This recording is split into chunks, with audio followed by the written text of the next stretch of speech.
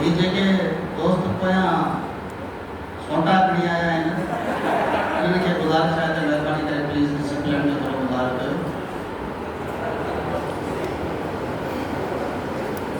ऐं जा उॾो बोल ई न पर घात उड़नि जी उन कलाची कोड सुख न सुठा करनि शामिलती भिटाई जे इन बैत सां तव्हां सभिनी खे भलीकार चवां थो ऐं तव्हांजो शुक्रियो अदा कयां थो।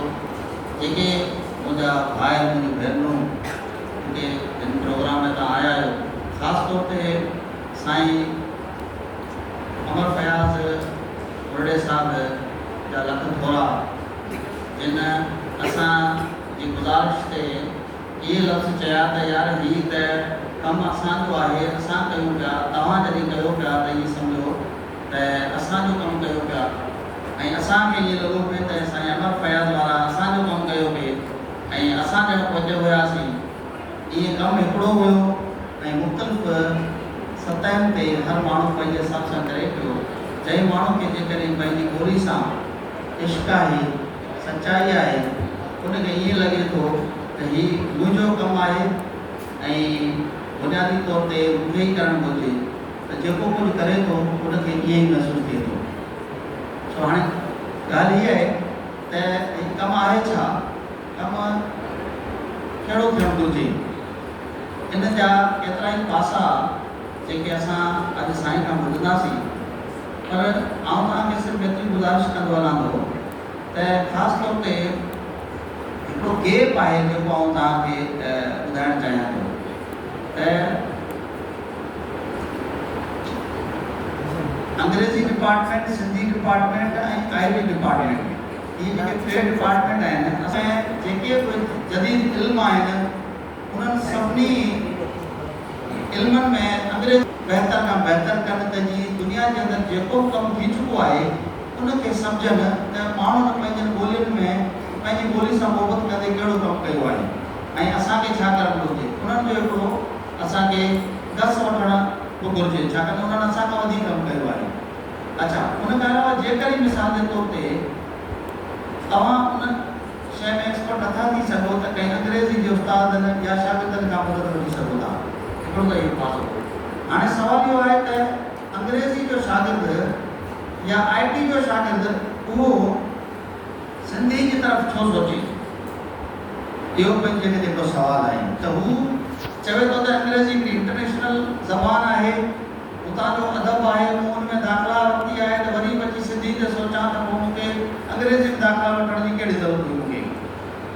हाणे ॾिसो, अंग्रेज़ी जेका हिकिड़ी ॿोली आहे ऐं शागिर्द जेके हुते पढ़नि था उहो लिटरेचर पढ़नि था, ठीकु आहे। अंग्रेज़ी ॿोली या दुनिया जी कंहिं बि ॿोली जो लिटरेचर उहो ख़राबु न आहे, सभिनी ॿोलियुनि जो लिटरेचर तमामु बहितरीनु आहे ऐं दुनिया जा उहे ॿार या उहे शागिर्द पंहिंजो नालो कमाइण में ऐं वॾो कमु करण में या पंहिंजो नुमाया किरदारु अदा करण में कामयाबु आहिनि जिन माण्हुनि पंहिंजूं पाड़ो पंहिंजी धरती सां ॻंढियूं।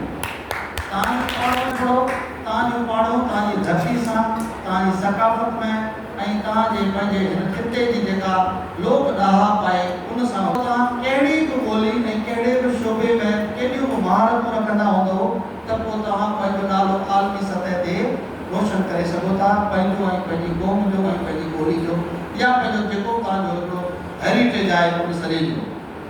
सो हाणे थिए छा थो आहे, उहे उन्हनि शागिर्दनि जी नथी बचनि।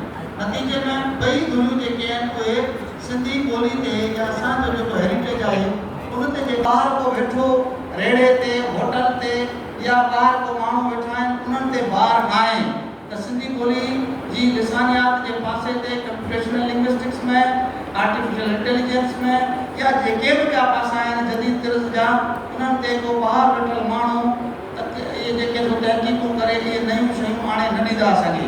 इहो सॼो तव्हांजो कमु आहे, इहो तव्हांजे मथां आहे, तव्हां कंदो।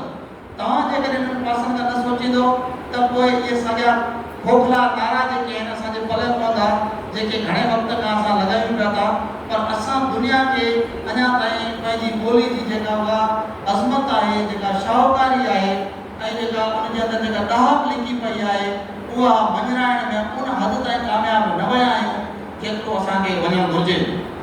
मिसाल जे तौर ते असां पंहिंजूं पाणो कढूं था मोहन जे दड़े सां, पर मोहन जे दड़े में अॼु ॾींहुं ताईं जेको कुझु लिखियो वियो आहे, लिखियो पियो आहे, जेके अखर मिलनि था उहे असां पढ़ण में अञा कामयाबु न विया आहियूं।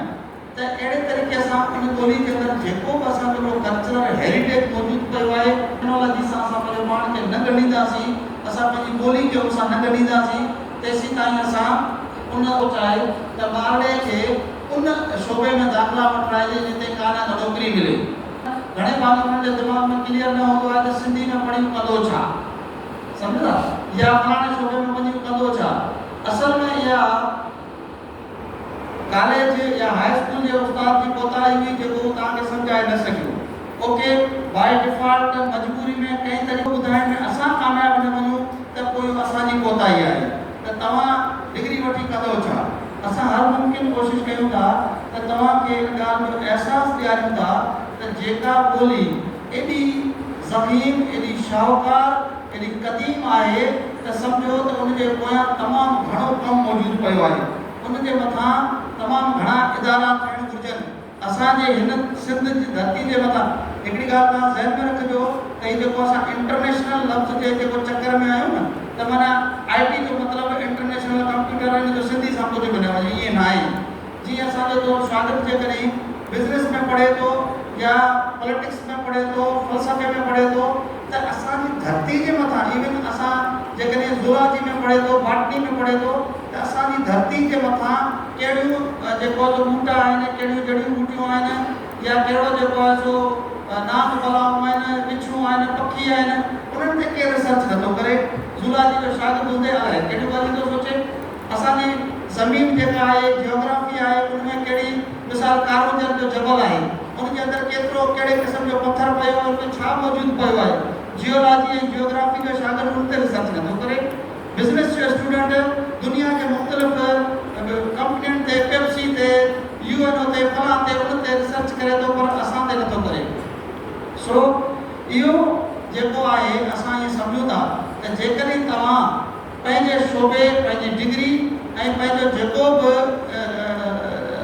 मौज़ू आहे उनखे तव्हां पढ़ी माहिर थी सोचो, पंहिंजी धरती ते सोचो, पंहिंजे हिन वतन ते, हिन धरती जे जेको शाहूकारी ते कण कण में अलाए केतिरो जेको आहे शाहूकारी मौजूदु आहे। सिर्फ़ु असांखे उन पासे सोचण जी ज़रूरत आहे। सो असां ही जेके प्रोग्राम करायूं था या अहिड़े क़िस्म जा कोर्स रखूं था त सिर्फ़ु तव्हांखे उन पासे सोचण जी नीड ॾियूं था, तव्हांखे दावत ॾियूं था। तव्हां सोचींदव, तव्हांखे हज़ारे मौज़ू मिली वेंदा ऐं तव्हां नवां इदारा वठाए सघंदव। तव्हांखे सुठियूं सुठियूं as a research scholar, scientist level जूं तव्हांखे पोस्टूं मिली वेंदियूं ऐं तव्हां आलमी दुनिया जे इदारनि में बि कमु करे सघो था, हिते बि कमु करे सघो था। तव्हां पंहिंजा कैरियर जेके आहिनि उन्हनि खे तमामु ब्राइट करे सघो था, तव्हांजी पंहिंजी हिन धरती ते ऐं पंहिंजी ॿोली ऐं पंहिंजनि शयुनि ते कमु कंदी। इहा तव्हां ॻाल्हि यकीनी सम्झो। तमामु घणी महिनत करे माहिर थियो, ठीकु आहे, माहिर थींदो त तव्हांखे पाणे नज़र ईंदो त असांजे घर में छा पियो आहे। तव्हांखे ख़बर पवंदी त कहिड़ी कहिड़ी शइ जो कहिड़ी क़ीमत ऐं कहिड़ो क़दुरु आहे। उहा क़दुरु जी ख़बर पवण खां पोइ तव्हांजे घर ॿार एॾी जेको आहे सो क़ीमती शइ असांजे घर में मौजूदु पई आहे, पर असांखे ख़बर न हुई।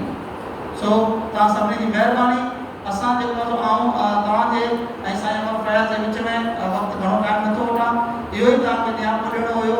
महिरबानी करे महिनत कयो ऐं दुनिया जे पासे सोचे पई, जदीद मौज़ू ते सोचे पई, उन ते सोचो ऐं पंहिंजी ॿोली ते ऐं पंहिंजी धरती जे अंदरि जिते असांजी सकाफ़त जे अंदरि मौजूदु केतिरा ई ज़बरदस्त जेको आहे सो पासा पिया आहिनि, उन ते तव्हां तहक़ीक़ कयो ऐं पंहिंजी ज़िंदगी सुधारियो ऐं पंहिंजी क़ौम जो नालो रोशन कयो। महिरबानी।